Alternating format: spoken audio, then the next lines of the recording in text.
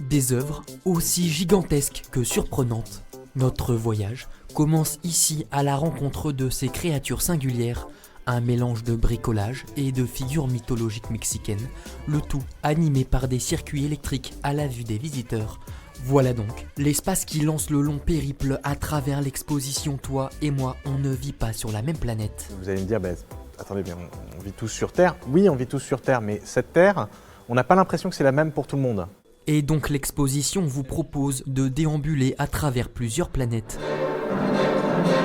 Il y a celles où pour les habitants les ressources sont infinies, et d'autres où l'on essaye de vivre dans les limites d'une seule Terre.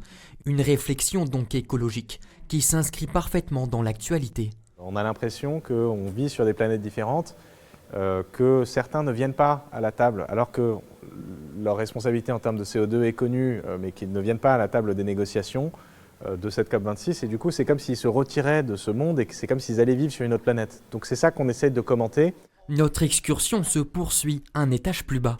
Ici est né le résultat d'une expérience menée par Ethel Adnan, peintre et poétesse. Deux activités qu'elle a réunies pour ne former plus qu'un.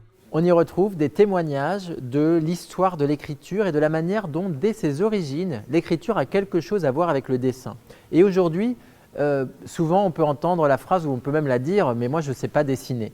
Ethel Adnan nous répond, mais si tu sais écrire, tu sais dessiner. Tu as appris à faire quelque chose avec ta main très contrôlée, donc tu sais faire un dessin. Parmi les 230 œuvres de l'exposition, on y retrouve cette immense fresque de 86 mètres de longueur, mais surtout beaucoup de leporello ou livres accordéons. C'est des choses qui se plient, qui sont grandes comme un livre de poche, et puis on peut les déplier. Elles peuvent faire 7 mètres, 10 mètres de long. Elles mélangent complètement l'écriture, le dessin dedans, et c'est absolument passionnant de les parcourir, de passer du temps à contempler ces grandes œuvres tout en longueur.